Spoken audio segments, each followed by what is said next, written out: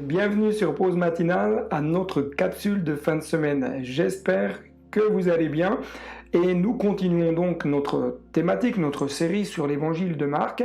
Aujourd'hui, nous allons parler du début du ministère de Jésus, Jésus qui annonce une bonne nouvelle.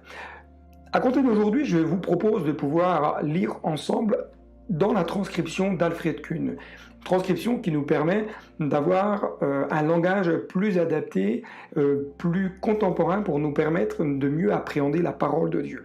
Dans l'évangile de Marc, chapitre 1, versets 14 à 20, il est dit « Par la suite, Jean fut arrêté. On le jeta en prison. Après cela, Jésus se rendit en Galilée. Il y proclama la bonne nouvelle qui vient de Dieu. Il dit « Le moment est venu. Les temps sont accomplis.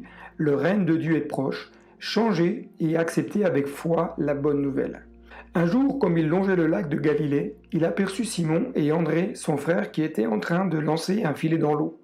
C'étaient en effet des pêcheurs. Jésus leur dit « Venez, suivez-moi, et je ferai de vous des pêcheurs d'hommes. » Tout de suite, ils abandonnèrent leur filet et se joignirent à lui.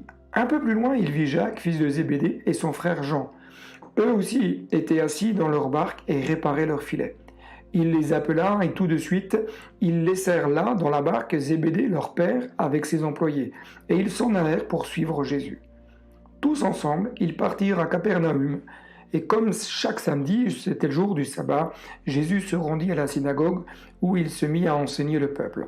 Les gens furent bouleversés par sa manière d'enseigner, car il parlait avec une réelle autorité, tout autrement que les interprètes de la loi, ou, autrement dit, les chefs religieux qui avaient en charge d'enseigner la parole de Dieu dans la synagogue. Nous voyons donc ici le démarrage du ministère de Jésus, ce démarrage de ministère qui prend place après l'arrestation de Jean-Baptiste. Et dans ces discours, Jésus est en train d'annoncer une bonne nouvelle et il commence par déclarer que les temps sont accomplis. Les temps qui précédaient sa venue, qui précédaient l'entrée dans son ministère, sont maintenant accomplis. Ce qui indique qu'une nouvelle ère va s'ouvrir pour tous les hommes. Ce que les prophètes avaient annoncé, c'est ce que Jésus est en train de dire, ce que les prophètes avaient annoncé concernant la venue du Messie, de Yeshua, du Fils de Dieu, plusieurs années auparavant, venait maintenant de s'accomplir. Deuxièmement, Jésus va parler en annonçant que le royaume de Dieu est proche. Et tout homme, toute femme est invité à entrer dans cette vie nouvelle avec Dieu, de rentrer dans cette vie de transformation, cette vie où Dieu vient restaurer le cœur brisé, où Dieu vient apaiser l'âme et où Dieu vient délivrer celui qui est opprimé. C'est une vie où Dieu manifeste sa gloire, une vie où Dieu vient à la rencontre des hommes à travers Jésus-Christ. Sa grâce envers ceux qui l'entourent va se manifester au travers de ses discours, au travers de ses actions. C'est une nouvelle saison où Dieu veut accomplir de grandes choses. Parce que Dieu a un plan, c'est de sauver l'humanité. Dieu a un plan, c'est de sauver tout homme, toute femme, de toute nationalité, de toute couleur de peau, de toute classe ou rang social. Dieu veut sauver. Dieu veut manifester sa grâce, sa gloire. Il veut accomplir de grandes choses au travers de guérison, au travers de délivrance, au travers de réponses spécifiques à la prière. Il veut restaurer les cœurs brisés, comme je le disais précédemment. Il veut délivrer les captifs, c'est-à-dire ceux qui sont enchaînés dans des prisons, qu'elles soient émotionnelles, qu'elles soient psychologiques, qu'elles soient spirituelles ou qu'elles soient naturelles, afin que le plus grand nombre puisse reconnaître qui est Jésus, qu'il est le Fils de Dieu, qu'il est le Sauveur du monde et qu'il est celui qui a la clé pour que nous puissions un jour aller au ciel. Troisièmement, Jésus annonce dans cette bonne nouvelle, il parle également de repentance. Parce que la nécessité, pour pouvoir être au bénéfice de la bonne nouvelle, pour pouvoir bénéficier de la grâce de Dieu, la nécessité est de passer par la repentance. La repentance pour ses propres péchés. On ne peut pas se repentir pour le péché des autres et que les autres soient pardonnés. Non, la nécessité pour chaque homme, chaque femme, est de prendre cette responsabilité, de faire un choix. Le choix de continuer à marcher dans la direction que la personne a choisie ou le choix de s'en détourner.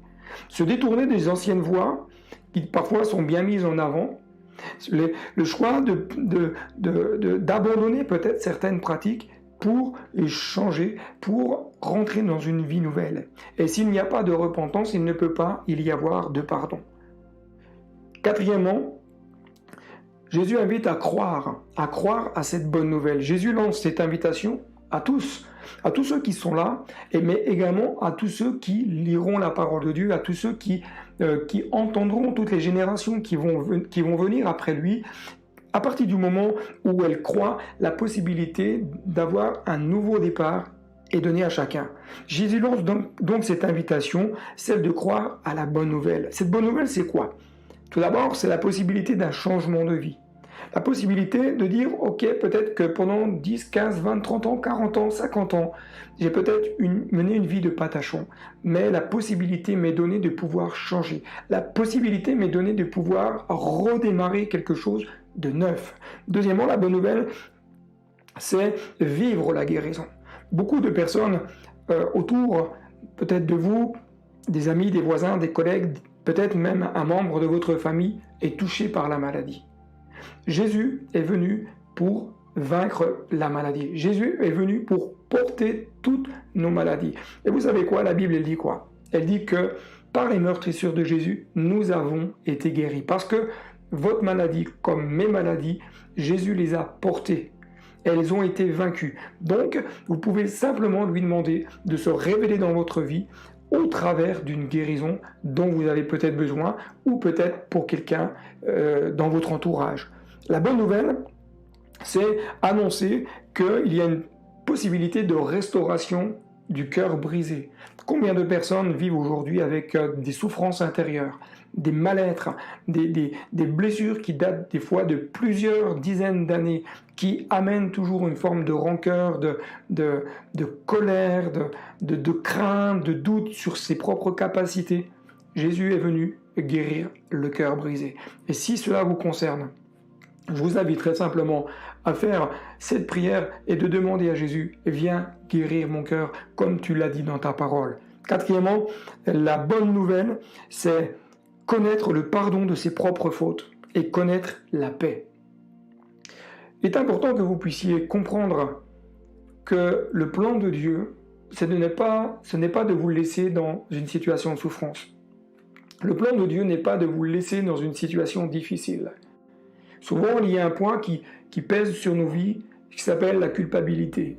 La culpabilité qui vient de nos erreurs, qui vient de nos échecs, qui vient de nos mauvais choix. Cette culpabilité nous ronge. Mais l'amour de Dieu s'est manifesté à travers Jésus afin d'effacer l'ardoise qui parfois est bien salée. L'ardoise qui nous rappelle constamment que nous sommes des pécheurs. L'ardoise qui nous rappelle constamment que nous avons fait des erreurs.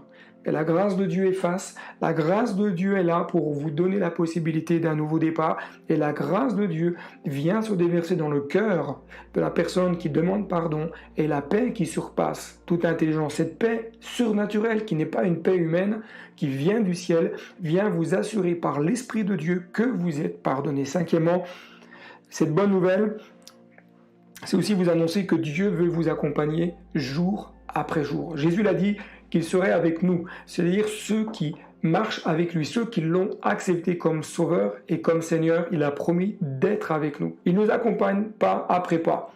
Cela ne veut pas dire que nous ne vivons jamais de temps difficiles, que nous n'avons jamais de temps compliqués, mais qu'il est là et qu'il veille sur notre vie. Jésus donc a annoncé cette bonne nouvelle, mais il va très rapidement rappeler aux hommes à devenir des disciples. Parce que autant il est important que vous puissiez entendre cette bonne nouvelle, que Dieu vous aime, que Dieu veut vous sauver, mais l'objectif de Jésus-Christ, c'est de faire de chacun de nous des hommes et des femmes qui allons être formés pour pouvoir annoncer à notre tour cette bonne nouvelle autour de nous. Jésus a formé des disciples, il les a formés, il les a pris avec lui, il les a envoyés ensuite pour continuer ce travail et pour pouvoir élargir et étendre sa sphère d'action. Il les a envoyés pour faire d'autres disciples et il les a envoyés pour propager l'évangile. Qu'allez-vous répondre aujourd'hui à cet appel de Jésus qui vous dit « Toi, suis-moi ». Est-ce que vous êtes prêts à faire comme ses disciples, Pierre, André, etc., de dire « Ok, est-ce que je suis prêt à peut-être abandonner des projets qui pour moi étaient des passions, qui me bloquaient, pour suivre ce que Jésus vous demande. » Cela ne veut pas dire que Dieu va vous demander de lâcher votre travail, que Dieu va vous demander de lâcher vos hobbies, non. Mais placez Jésus dans votre cœur, au centre de votre vie. Nous sommes toutes et tous appelés des hommes pécheurs, mais nous sommes toutes et tous appelés à devenir des instruments entre les mains de Dieu. Vous savez, suivre Christ demande un prix à payer. Suivre Christ demande de la consécration. Suivre Christ demande à de ne pas remettre au lendemain l'appel que Dieu fait résonner dans notre cœur aujourd'hui. Je voudrais simplement vous encourager à laisser toute la place à Jésus dans votre vie. Vous verrez, c'est la meilleure des vies. Que Dieu vous bénisse et je vous dis à très bientôt sur Pause Matinale pour une autre capsule. Si vous n'êtes pas abonné, n'hésite pas à t'abonner, n'hésite pas à liker cette vidéo pour qu'elle soit vue par le plus grand nombre et à partager le lien de cette vidéo tout autour de toi. Allez, je te dis à très bientôt et n'oublie pas, le meilleur est devant. Bye bye.